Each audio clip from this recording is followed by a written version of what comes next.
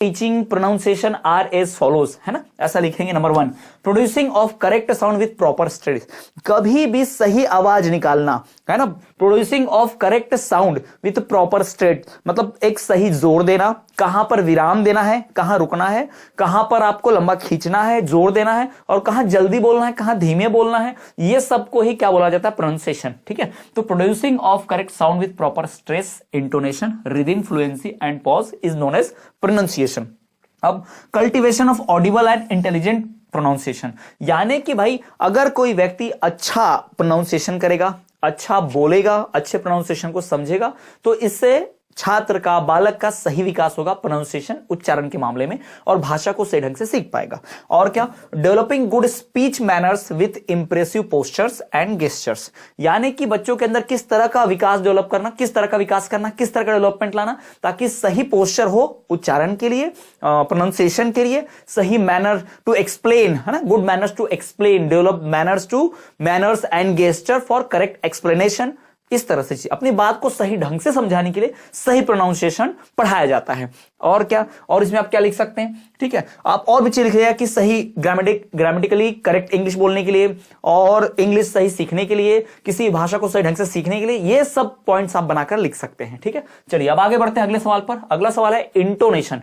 Intonation किसे कहते हैं? तो एक्चुअल में इंटोनेशन कुछ नहीं है, यह एक तरह से म्यूजिक ही है, एक तरह से इसको ट्यून बोल सकते हैं, इसे हम क्या बोल सकते हैं, ट्यून, है ना, इसे हम ट्यून बोल सकते हैं। Intonation is the tune, the melody, the music of speech, जो आवाज निकल रही है मुंह से, जो ध्वनि साउंड आप तक सुनाई आ रहा है, उसे ही इंटोनेशन कहते हैं। अब इंटोनेशन ऊंचा नीचा हो सकता है। जब मैं पढ़ा रहा हूं तो मैंने कुछ चीजों को ऊंचा बोला है और कुछ चीजों को धीमा बोला है, तो आवाज में वही ऊंचापन, वही थोड़ा सा नीचापन, इसे ही क्या कहते हैं, इंटोनेशन कहते हैं। या आप कह सकते हो मॉड्यूलर ऑफ वॉइस, यानी वॉइस को ऊपर नीचे करना। देखो कई ऐसे लोग होते हैं जो पढ़ाते हैं, है ना, कई ऐसे टीचर्स होंगे यूट्यूब पर पढ़ाते होंगे, पर कई ऐसे होते हैं जैसे आते हैं पुतले जैसा बोल के चले जाते हैं, यानी एक सुर में बोलते रहते हैं। कब आवाज को ऊंचा करना है, कब आवाज को धीमा करना है, ये उन्हें समझ नहीं आता, तो ऐसा लगता है कि वो अच्छे से नहीं बोल पा रहा है, अच्छे से नहीं समझा पा रहा है, ऐसा होता है।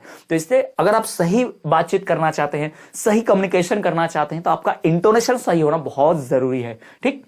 तो when a person speaks he does not say every word on the same note. जब कोई व्यक्ति बोलता है तो हर शब्द को एक जैसा नहीं बोलता है, हर शब्द को एक जैसा नहीं बोलता है। मैंने अभी क्या बोला, हर शब्द को थोड़ा जोर से, एक जैसा नहीं बोलता, थोड़ा धीमे से। तो मैंने वो मेरी बोली हुई लाइन बड़ी असरदार, बड़ी अच्छी लगी, नॉर्मल लाइन से। हर शब्द को एक जैसा नहीं बोलता है, हर शब्द को एक जैसा नहीं बोलता है। अब समझ में आया आपको अंतर, यही है इंटोनेशन, ठीक है।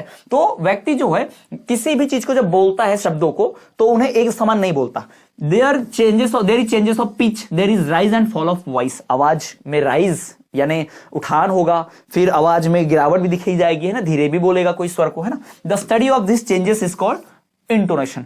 आवाज में जो हाई पिच और लो पिच, आवाज में जो हाई ट्यून और लो ट्यून होती है, इसकी स्टडी को ही क्या कहते हैं, इंटोनेशन कहते हैं। Intonation shows the speakers mental attitude. Intonation जो है बोलने वाले का एक तरह से मानसिक, आप कह सकते हो, एटीट्यूड दिखाता है, मानसिक पर्सपेक्टिव, उसका विजन दिखाता है, उसका नजरिया दिखाता है कि वो उस चीज को कैसे ले रहा है। उदाहरण के तौर पर मैं यहां पर पढ़ा रहा हूं, सिर्फ नाम के लिए नहीं, मैं पढ़ा रहा हूं जिसे एंजॉय कर रहा हूं, इसलिए कभी आवाज ऊंची करता हूं समझाते वक्त, कभी आवाज नीचे करता हूं, कभी सही थोड़ा जैसा आपसे बातचीत करें नॉर्मली वैसे बात कर रहा हूं, और कभी कभी ऐसी आवाज निकालता हूं जिससे सामने वाले का ध्यान मेरी तरफ आ जाए।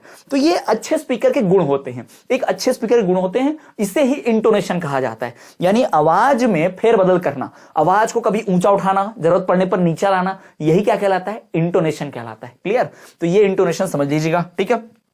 Intonation shows the speaker's mental attitude. Thus, intonation gives emotional value to a sentence. किसी भी वाक्य को, सेंटेंस को इंटोनेशन एक इमोशनल वैल्यू देता है, ठीक। चलिए आगे बढ़ते हैं। अगला है meaning and importance of dictionary. Dictionary क्या है, इसका महत्व क्या है, इसका अर्थ क्या है, ये हम जानेंगे। डिक्शनरी का मतलब शब्द को आप सब जानते ही होंगे ऑलरेडी, है ना। डिक्शनरी में जिसमें हम शब्दों के अर्थ ढूंढ के निकालते थे, है ना, तो डिक्शनरी तो ये सब जानते ही होंगे। तो डिक्शनरी का मतलब आता है, डिक्शनरी एक किताब है, a book containing alphabetically arranged words with their meanings and other information about them.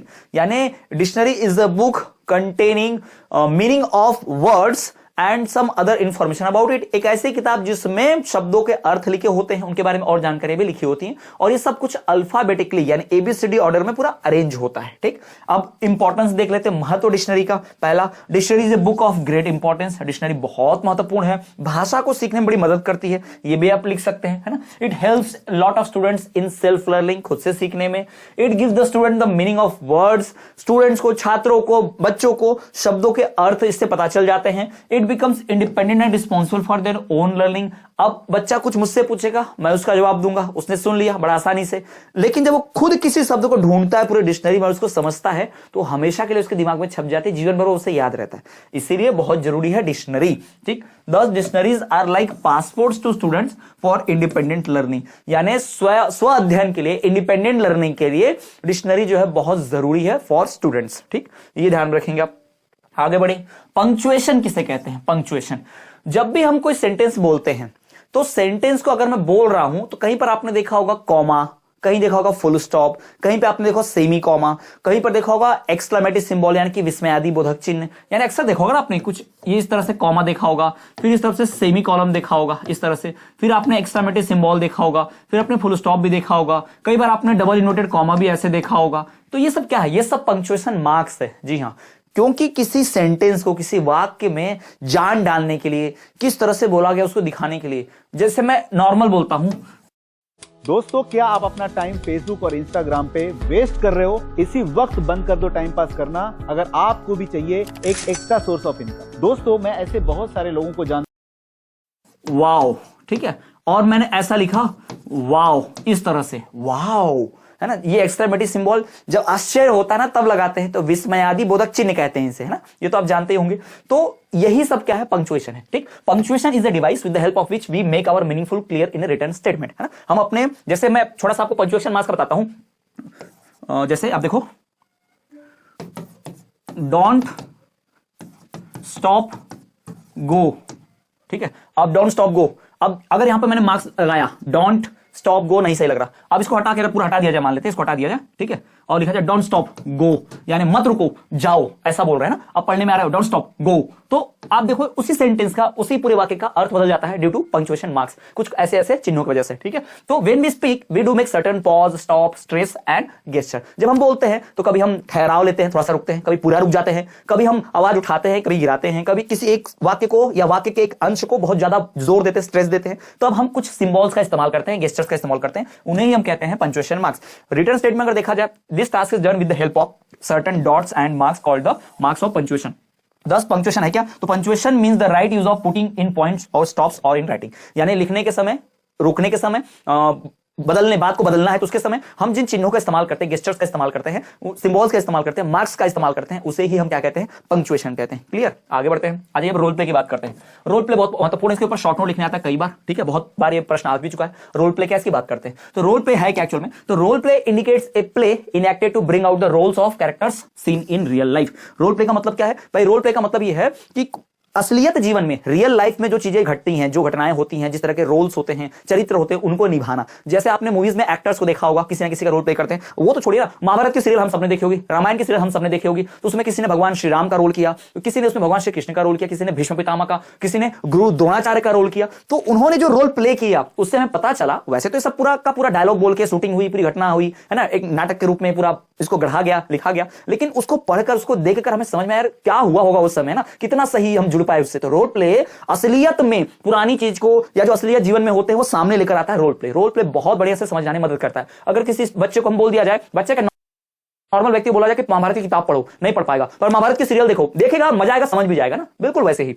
तो रोल प्ले बहुत महत्वपूर्ण है। Role play and role adaptation can be used effectively for teaching spoken English. English बोलने के लिए सही रोल प्ले किया जा सकता है, यानी रोल प्ले का इस्तेमाल होता है इंग्लिश बोलने के लिए। आपने देखा होगा अक्सर कुछ वीडियोस देखे होंगे कि एक व्यक्ति सामने से उसको रोल दिया जाएगा, तुम दुकान वाला बन जाओ और तुम ग्राहक बन जाओ, और दोनों आपस में बातचीत करो, सामान खरीदने का, शॉपिंग करने का, कस्टमर और शॉपकीपर का, और ग्राहक और दुकानदार का, और इंग्लिश में बात करना। ठीक है, तो बिल्कुल वैसे ही आपको एक्टिंग करनी होगी, वो दुकानदार जैसी और कस्टमर जैसी, तो वैसे ही डायलॉग्स बोलेंगे, वैसे ही शब्द बोलेंगे, तो कोई कस्टमर का रोल प्ले करेगा, कोई दुकानदार का रोल प्ले करेगा। इससे क्या होगा, वो उस रोल में जाके कुछ कुछ डायलॉग्स बोलेगा, कुछ बातें बोलेगा। इससे वो अपने आप को उसकी परिस्थिति में रख के कि वो क्या बोलेगा, क्या बोलना चाहिए, वो सीखेगा। तो ये पढ़ाने के लिए बहुत सही तरीका है। रोल प्ले की जो टेक्निक है भाई, ये बहुत समय से चली आ रही है और इस टेक्निक में कई सारी चीजें, जैसे ये सेमी स्क्रिप्टेड हो सकता है, पहले से डिसाइड हो सकते हैं। जैसे ड्रामा लिखा जाता है स्कूलों में, डायलॉग पहले से लिखे रहते हैं, जिससे मूवीज में स्क्रिप्ट लिखी रहती है, डायलॉग लिखे रहते हैं।